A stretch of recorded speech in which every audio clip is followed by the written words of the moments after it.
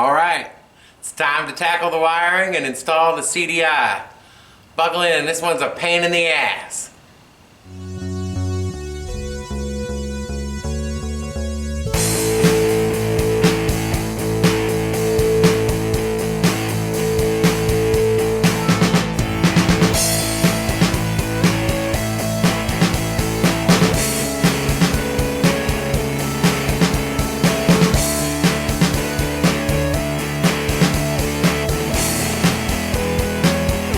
It's 72 degrees outside.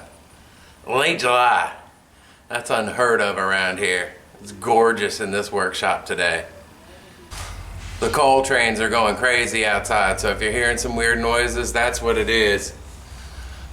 A lot of what you're gonna see, I filmed about 2 weeks ago. It took me that long to finally figure out the wiring. Plus I took the family on vacation down to Florida to visit the old man, played a lot of golf, jacked up the arm. If you're here specifically for the wiring diagram that I used to finally make the thing work, stick around to the end. Because you'll see I went through a few different iterations of it. And so after we watch the process, I'll come back here, I'll show you the one that finally worked, I'll explain how I got it, we'll open up the box so you can trace the wires if your colors are different than my colors. And you'll be able to open yours up and see exactly how to trace them and figure out how to hook the stator to the CDI box. Also, I couldn't find anything online about this old 6-volt system, hooking up CDI to the 6-volt system. So it was a lot of trial and error, but I got it figured out. The last thing we'll do is I'll review all the grounds I used. After I got a spark on it, I just started messing with grounds until I got a big fat spark, and now that spark will jump 1.5 inches across to the cylinder, so it's nice. Anyway, here's the process, then we'll come back here and I'll explain everything. Stick around. So I got my cables all hooked up. They're looking good. Throttle's working beautifully. Here's the decomp, also working beautifully. Choke, also working beautifully. So after I did that, I turned my attention to the wiring, and I've spent the last 2 days not filming because it would be boring. And it's been me, a paper, pen, and a multimeter figuring out the wiring.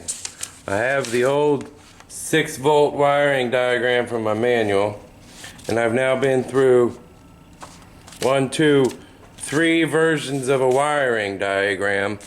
I'm feeling fairly confident about this one.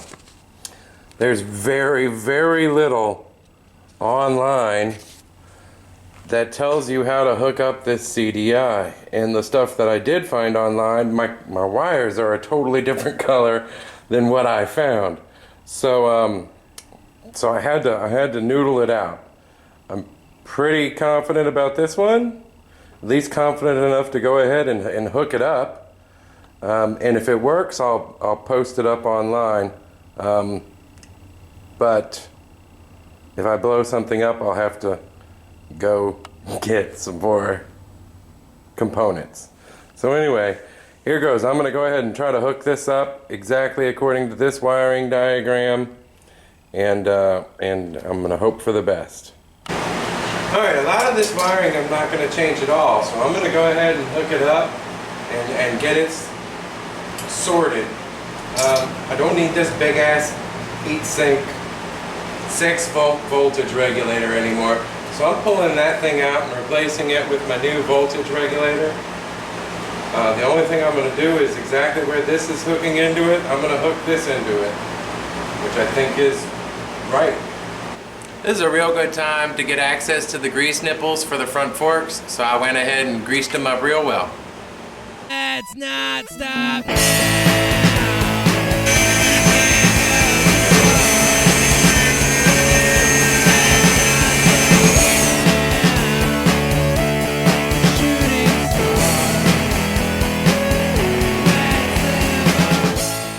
I had to take my new speedometer and modify it. I took the case off of the old speedometer and put the new one in, and then I had to modify the electrics, get some grounds in there, and hook up to the other one. But now I think it's gonna work, and I think I'm gonna have lights.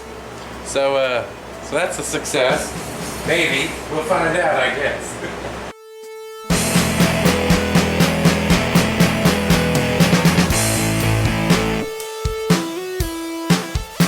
Can't use enough dielectric grease.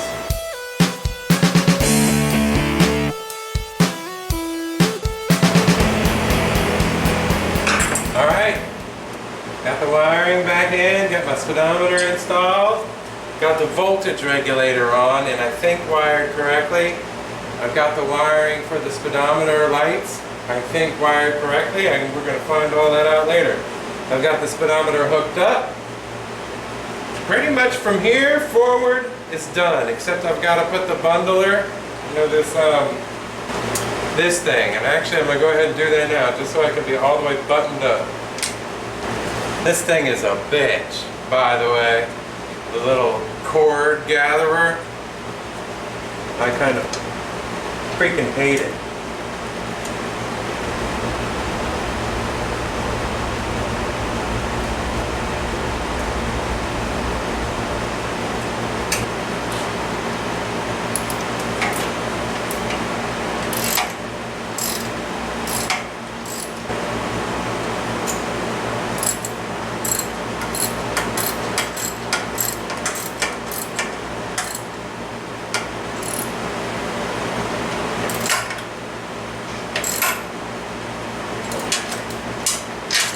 Alright, that's a pain in the ass.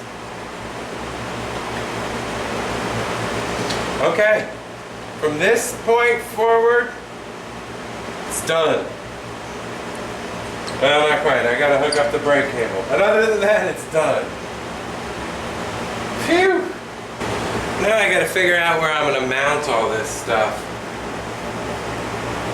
I think I want the coil up this area. I gotta think about it some. Went up to the hardware store because I had to buy a bunch more nuts and bolts and straps to put this thing together.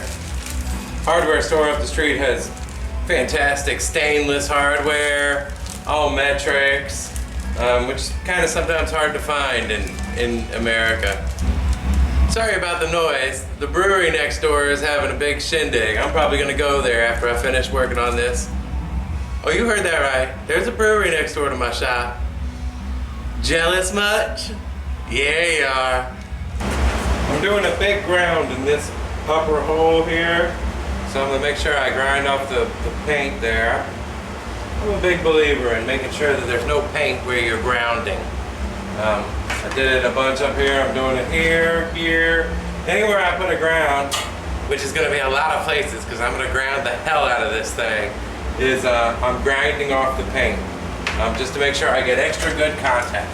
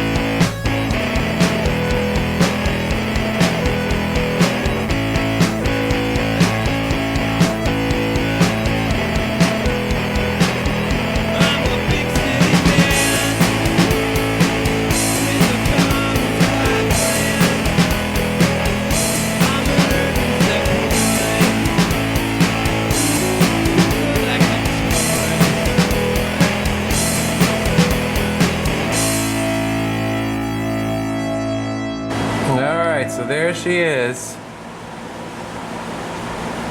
all hooked up. Not 100% sure if I got it right or not. We're gonna find out pretty soon when I start it up. But I got it nice and clean. I grounded and then grounded and then grounded some more. I've got 3 grounding points and redundant grounds. I put another ground on the engine block onto the intake right there. That's in addition to the one that's coming off of the grounding strap, the stock grounding strap. I've got the coil grounded both up here and back here.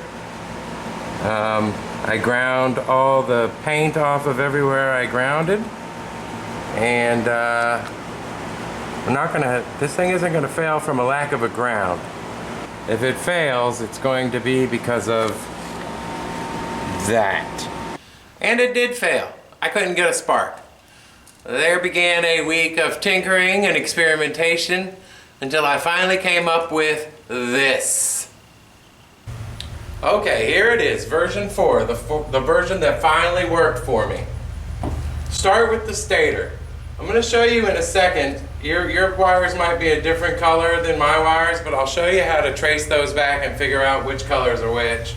Off of my stator, I had a yellow wire, a black wire, a red and black wire, and a red and white wire. The yellow wire was my lighting coil, which on my 6-volt system hooks directly into my brown wire that used to go from the old stator. I had a black, which is a ground, and we'll talk about grounds in a second. I had a red-white wire, which is my, my pickup, which hooked into the red from the CDI box, and I had a red-black wire, which is my ignition coil, which hooked into the green of my CDI box. I apologize for the trains, they're going crazy over there right now. So off of the CDI box, I had 3 other wires coming off of there.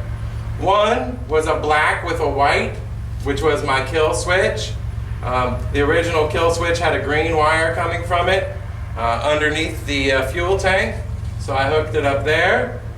It had an orange wire, which is actually the high tension wire that goes to the small hookup of the coil. And then a black wire, which is also a ground, which we'll talk about in a sec. The last thing I did is I hooked up a voltage regulator, and I basically hooked it up in the exact same place that old big heatsink diode thing was. And I hooked it up exactly the same. There was a yellow wire going into the diode, which I hooked right into the positive side of my voltage regulator, and then there was a ground coming off of my voltage regulator, which I grounded to the frame. Now let's talk about grounds. And I played around with the grounds quite a bit to get the biggest, fattest spark I could. The biggest thing is to make sure that the ground coming off of the coil, which is your big connection on the coil, goes straight to the engine. And I also did the black wire from the CDI box straight to the engine. Now remember, at that exact same time, you want to ground the engine to the frame. And I did that twice.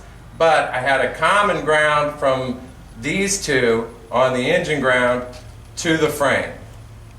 And then I also had the original grounding strap from engine to frame as well. So that's kind of a redundant ground. This black wire that used to go into the old stator, I grounded to the frame as a common ground with the black wire that comes out of the stator. And then finally the last ground was the black coming off of the voltage regulator. Alright, let's go look at how you can determine which colors are coming off of your stator and which colors are coming off of your CDI box. Oh, by the way, I'll probably scan this and load it onto my Flickr account and have the link on the description of this video, and I might post it up to Moped Army too, just in case anybody else is having the same issues there. Alright, what to do if your wires aren't the same color as my wires? Well, that's no big whoop. Open up your stator box and you'll have 3 components in here and 3 wires coming out of the stator. This is your lighting coil. That's not going to go to your CDI box. That's going to go to your lights. On this 6-volt system, that's the brown wire that went into your original stator. So this yellow wire, since you can trace the wire right here, mine is yellow, and yours might be a different color, but whatever color is coming off of this right here, that's going to go to the brown wire that was on your original stator. This little box right here is called the pickup. This one goes into your CDI box, and you'll have the colors of your actual CDI box. You just need to look at this wire. This wire is red with white. So on mine, that goes to the red wire out of the CDI box, but make sure you're looking at your CDI box wiring to see where that goes on yours. But mine was red and white coming off of the pickup. And then finally you have this, which is your ignition coil. On mine, the wire coming out of the ignition coil, which you can't quite see, but I can see it if you get a different angle, is red with a black stripe. That goes on my CDI box, goes to the green wire. Once again, just look at your wiring for your CDI box. And here it is on treats, right here. If you get the Partie CDI box, this is what those wires are. Hopefully, whichever CDI box you happen to be using has documentation like this that shows you which wire goes where. So, if your wires don't look the same color as my wires, just open up this box and trace the wires to their actual components, and then you'll be able to determine where these things go when they come out. Alright, that's pretty much it. I've been real delicate about showing the moped today because I've done a lot of other work, and I don't want to do spoilers for the next episode, which will be coming out a lot quicker than this episode did. Because I was on vacation and it took me forever to figure out that CDI. As always, if you have any questions, or if I didn't cover something, or I blew through something faster than I should have, just post downstairs in the comments and I'll answer it as quickly as I can. I've learned more about CDI in the last 2 weeks than I ever thought I wanted to know. So if you have some specific questions about your install, let me know and I'll try to help out as I can. Also, if you have any suggestions about how I can make these videos better, I'm still kind of feeling my way out through this YouTube stuff, so leave those and I'll try to incorporate it in the next episodes. Thanks for watching. I really appreciate it. Let's not stop now.